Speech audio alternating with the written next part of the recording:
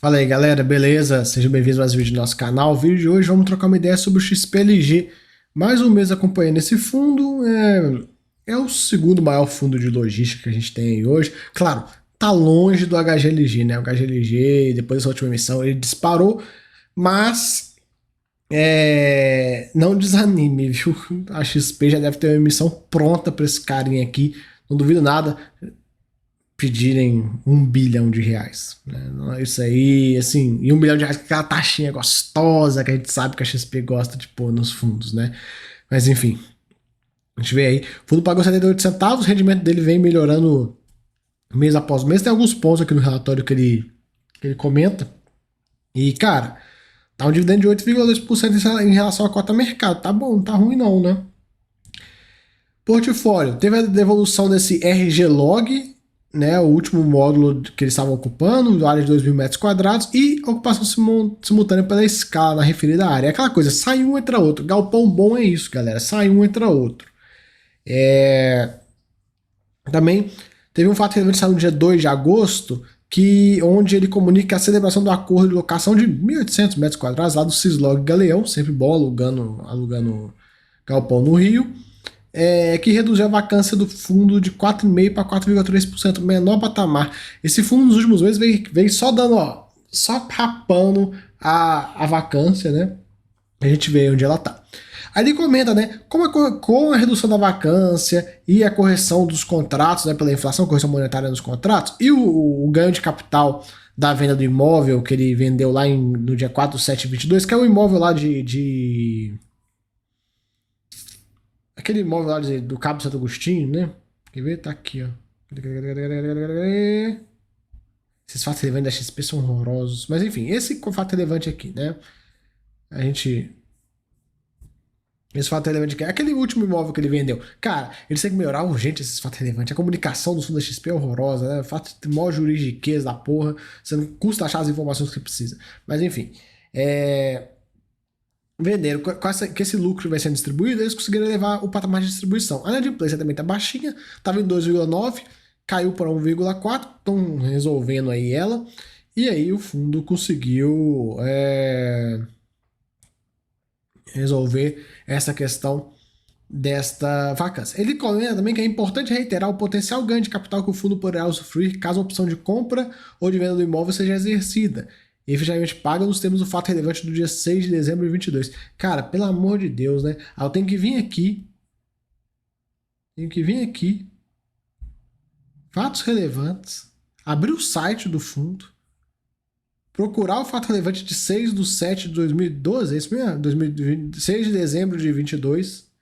Não tem 6 de dezembro de 22, é o do dia 7. Vamos ver se é ele. Mas enfim, vim aqui, abrir um site, parar o que eu tô fazendo, para procurar a porcaria do fato relevante. Por que a XP não faz um relatório decente, cria vergonha na cara e não escreve? Porque se fosse um HGLG, ia escrever. Vocês lembram que lá, não sei há quanto, nos 8 meses atrás, aconteceu XYZ no fundo? Pois bem, tem uma opção de compra e tal, que pode ser exercida, que vai dar um lucro de tanto, tanto e tanto, sabe? Os caras fazem um relatório decente. Não é essa coisa de escrever 3 parágrafos sem vergonha, o resto do relatório é um monte de imagem, um monte de coisa aqui. Beleza, tem que ter, mas, porra, né? Destrincha o negócio da maneira correta, faz um relatório decente. É assim, é foda, cara. É um negócio que eu já falei várias vezes aqui com vocês e reitero o que eu falo. Não tem como a XP como XP, XP como empresa corretora, tudo que ela faz fora de fundo imobiliário,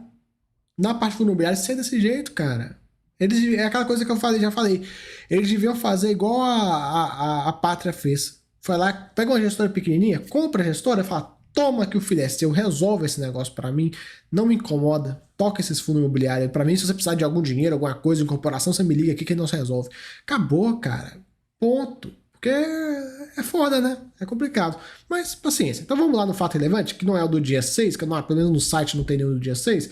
Vamos ver do dia 7? Então ele coloca ocupação do imóvel, pererê, pererê, pererê, ladainha, receitas. Aqui, ó, opção de venda. O fundo celebrou o instrumento de opção de compra com a locatária para alienação da totalidade da participação do imóvel. O valor do exercício da opção é de R$ 108 milhões. papapá, que vai ser corrigido pelo IPCA, então subiu aí, o IPCA desse ano também baixinho, mas deve ter subido aí uns 3, 4, 5 milhões no máximo, e tudo mais, que vai poder ser exercido pela locatária a partir do 24º mês da presente data. Na hipótese que aconteça, que tem essa venda e tudo mais, estima um ganho de capital de 77 cents por cota, sem considerar a correção. Então, tá aí, galera. Isso considerando a quantidade de cotas atual e tudo mais, mas tá aí. Então, existe essa opção, pode ser que os caras exerçam e aí eles vão comprar o galpão e aí é um lucro de 77 cents. O fundo já vendeu um galpão com um lucro similar, tá ganhando 4 centavos por mês, né, mais ou menos que deu. Aí se ele pega esse de 77 e faz o esqueminha de vender pagamento em vários semestres, cara, 77 centavos aí dá pra fazer quase 2 anos recebendo algo próximo de 400 também. Fora a correção, então já deve estar nos 80 centavos. Então dá pra fazer aí quase 2 anos, né? 20 meses recebendo 400 a mais. E aí a distribuição do fundo sairia desse patamar de 78 e iria para algo próximo de 82. Fazendo, assim, considerando que fosse dessa forma, galera. Eu tô dando hipótese aqui. Pode ser que ele receba tudo no semestre, pode ser que ele receba em 2 semestres. 2 semestres daria 40 centavos por semestre, que daria 7 centavos a mais, já jogaria a distribuição lá para 80 e tantos. Então, assim, vai depender da negociação que o gestor vai negociar lá e tal. E isso, galera, depende de inúmeros fatores de análise que o gestor vai colocar. Porque aquela coisa, se o gestor quer emitir, qual que é a manha? Se ele quer emitir, ele vai botar 2 semestres, porque ele aumenta a distribuição mais ou menos 7 centavos por mês. E aí o fundo vai para 85 cents. E aí a cota anda e aí ele consegue emitir. Agora, se a prioridade, não, a prioridade não é emitir, eu tô pensando em ter um resultado um pouco mais perene, ou não preciso de 60 centavos, quero um pouco menos, ele vai trabalhar o fracionamento. Ou não quero fracionar porra nenhuma, eu quero receber tudo agora, me dá aí os 80 centavos, vou distribuir tudo no semestre, e aí vai dar quase 15 centavos por mês aí durante o semestre, porque eu quero bombar o máximo possível a distribuição do fundo para fazer emissão. Então, assim, tem várias maneiras que ele pode fazer. E eu tô trazendo aqui possibilidades só para vocês entenderem como é que funciona a coisa. Até porque se essa venda ocorrer, né? Qual que é a leitura que você, cotista, tem que fazer? Pô, a venda ocorreu. Como é que o gestor, ele fracionou, não fracionou? Porque ele fracionando ou não, de acordo com esses cenários hipotéticos que eu trouxe para vocês, você já consegue descobrir qual é a vontade do cara, se ele quer emitir, se ele não quer emitir. Se ele pega e recebe tudo num semestre só, óbvio que ele quer emitir.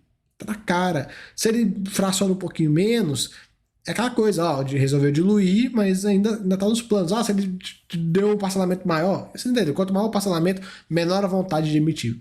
Mais ou menos assim, bem a grosso modo. Então são leituras que você como cotista faz, que vão te ajudar a antecipar algum movimento da gestão. Claro que aqui, galera, a cota está ligeiramente acima do VP e tudo. Não é aquela coisa, está na iminência de uma emissão. Olha, assim, certamente está porque é XP, mas não tem aquela preocupação de, tipo assim, nossa senhora, deixa eu reservar um dinheiro e tal, não sei o quê. Até porque, galera, é um fundo, nós estamos falando de um fundo de 3 bi. Se ele pedir 1 bilhão, que é dinheiro pra caramba, dá um dinheiro de proporção de 0,3. Então ninguém tem que fazer, nossa, eu tenho que começar a reservar dinheiro porque, pô, o fundo vai fazer uma emissão e eu vou ter que dobrar a posição. Não, dificilmente isso vai acontecer. Pelo menos assim, né? Ele não vai fazer uma emissão de 3 bi, né? Nem uma de 2. Se fizer uma grande. Se for uma emissão assim, gigantesca, vai ser 1,5 bi. Eu duvido que faça um negócio tão grande assim. Acho que 1 bi é totalmente aceitável. Mas enfim. Então a gente fica de olho aí para ver que vai ter emissão, isso é fato, você já conhece a XP Asset, a gente já sabe como é que funciona. Uma hora vem a emissão. Uma hora vem, sem certeza, já está ligeiramente acima do VP, não demora a ter a oferta e a gente vai ver qual que é a vontade dele, se é fazer uma emissão de 1 bi, se é fazer uma emissão menor, maior e tudo mais. A grande questão que tô falando bastante o valor de 1 bi, porque é um fundo de 3 bi, cara, galera. Não adianta fazer uma emissão de 500 milhões de reais, vai fazer o que com 500 milhões de reais num fundo desse tamanho? É muito pouco, né? 500 milhões de reais daria um direito de proporção minúsculo, tipo de menos de 0,2, daria um 0,15. Assim, se tiver 10 cotas, vai ter uma cota, então é muito pouco. Então já dá para fazer um negocinho um pouquinho melhor. Enfim, Ele gerou 22,3 milhões, pagou 21,1. A gente consegue ver por aqui, ó, gerou 82, pagou 78. Teve um resultado forte esse mês aí. Vamos ver para os próximos meses. A renda vem subindo bem de um ano para cá. Ainda não existe nenhum patamar de recorrência, né? A gestão não dá guidance, não dá nada. Era um ponto que eles poderiam dar, porque fica todo esse mês foi assim, ó, né? Aquela coisa. Maio, 7,5, junho, final do semestre, beleza, veio 7,9. Agora tá vindo 7,8. E aí, qual que é a banda de valor que essa distribuição vai ficar? Vai ficar entre 75 e 78? Vai ficar entre 78 e 80? Vai ficar entre 70... Ah, não, o 7,8 que veio aqui foi o extraordináriozinho, vai voltar para 75. Então, pô, bota um guidance, pelo amor de Deus. Né? Eu acho assim, é algo tão básico como um guidance. Todo fundo imobiliário deveria dar guidance. Aí tem muito gestor que fala, ai, mas é difícil calcular. Preguiçoso. Porque se você gere um produto de não sei quantos bilhões de reais aí, você tem todos os números na sua mesa, você tem estagiário, tem a porra toda, é só mandar o cara fazer. Ô, fulano, faz aí pra gente quanto é que nós vamos receber, qual é a projeção de receber até o final do ano por mês, faz aí. Ah, com certeza. Ó, até o final do mês, no mês agora de agosto a gente recebe 82, no mês que vem tá previsto 72, no outro mês tá previsto 75, no outro tá previsto não sei quanto. O cara pega esses valores, faz um bem bolado ali e decide uma banda de valor para trabalhar. Cara, é tão básico isso, sabe? Eu fico indignado dos fundos não darem guidance. Eu fico olhando e falando assim, cara, por quê? Né? Será que é tão difícil fazer isso? Por exemplo, é engraçado. Eu consigo fazer um guidance da minha carteira pessoal de quanto que ela vai render de dividendo até o final do ano. Eu sei quanto que eu aporto mais ou menos todo mês, sei mais ou menos o quanto que a carteira rende, tudo mais. Se eu quiser fazer uma projeção, por qualquer motivo que seja, de quanto que a minha carteira vai render até o final do ano, eu consigo fazer. Por que eles não podem fazer? De uma projeção em base em contratos e tudo mais. Claro, pode ter uma inadimplência, não sei o quê, mas isso aí é extraordinário. Né? Então, sim, tem que ter guidance, né? Não dá para ficar nessa coisa. Já passou da hora de não só ele, mas todos os fundos terem guidance, né? Não dá para ficar essa coisa. Todo mês a distribuição sobe um pouquinho. Aqui ele até no ano passado ele conseguiu uma grande parte do tempo manter o 74, mas nos últimos meses começou a subir e aí, como eu falei, né, a gente não sabe onde é que vai parar. Se vai continuar subindo, se não vai, se vai voltar para 75 centavos, 74 centavos. Isso aí são coisas que a gente tem que ter uma mínima ideia, né? Enfim, a cota aqui que se recuperou está acima do VP, conforme eu comentei. A liquidez é muito boa, você entendeu o que falar. Aqui o gráfico de rentabilidade desse fundo desde o início e tudo mais, né?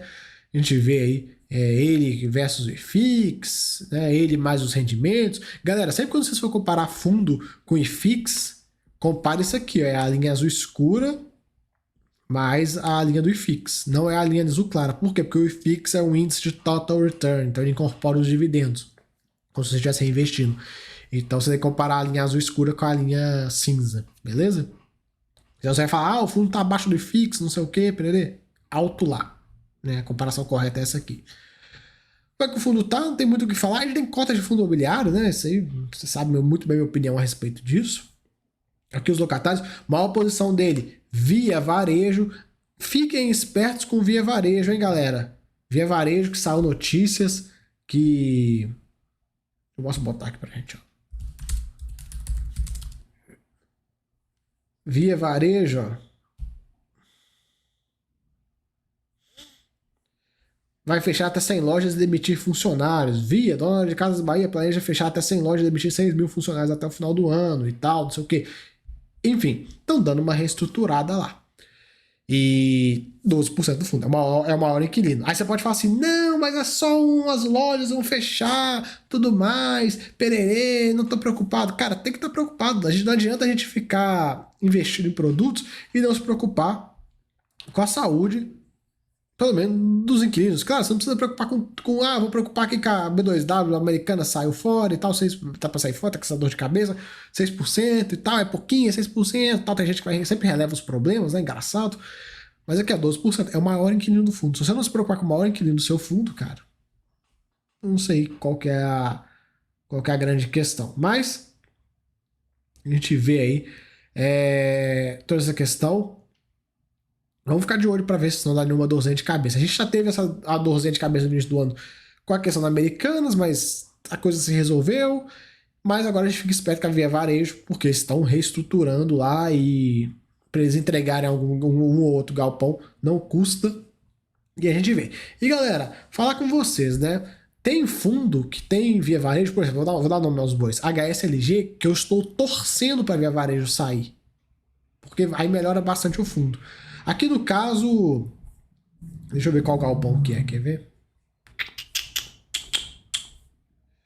Via Varejo. Cadê? Ah, ele não coloca. Ah, ele não coloca aqui, peraí. Deixa eu dar um zoom.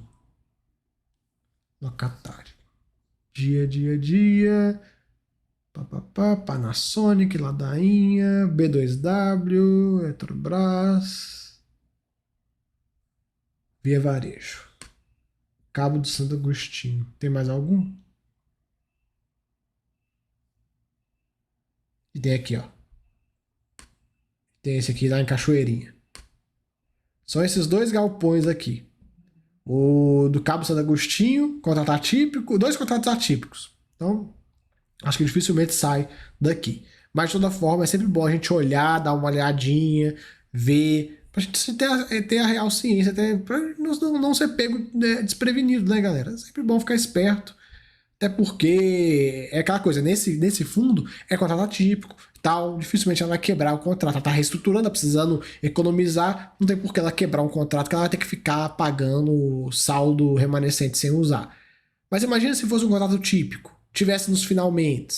É coisa que você tem que ficar atento, pelo menos para você imaginar, porque vai que o fundo perde 12% da receita, a distribuição cai, e aí abre uma oportunidade para você. Então é sempre aquela coisa, o olho no peixe, o olho no gato. Não é assim, eu falo com vocês, investimento de fundo imobiliário, infelizmente, muita gente vendeu esse negócio como se fosse algo simplesão, super fácil. Não, vem investir em fundo imobiliário, você é iniciante na bolsa, não sei o quê. Só que o negócio é bem mais complexo do que esse pessoal gosta de vender. A venda, os gurus aí querem vender como se fosse algo simples, mas não é tão simples igual o pessoal comenta. Então tem esses pulinhos do gato aí que se você for ligeiro, você ganha do mercado.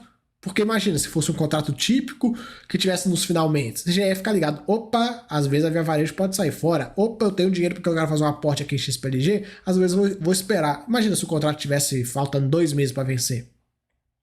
Né? Então, assim, são coisas que você tem que ficar sempre atento. Aqui a atualização dos contratos e tal. Até o final do ano tem bastante coisa para ser ajustada. Estamos falando aí de 60 e poucos por cento. O grosso é pelo IPCA. A vacância na mínima de 3 anos, né, o que é bom. Gestão regional, aí, os imóveis localizados em várias regiões do país. O foco maior em São Paulo, normal. Aqui, cada um dos ativos são bons ativos, né, galera? Esse fundo, assim, é aquela coisa. Por mais que ele tenha a questão da XP, que a gente não gosta da A, eu pelo menos não gosto da Asset, acho, sabe? Vocês têm minhas ressalvas a respeito da XP Asset.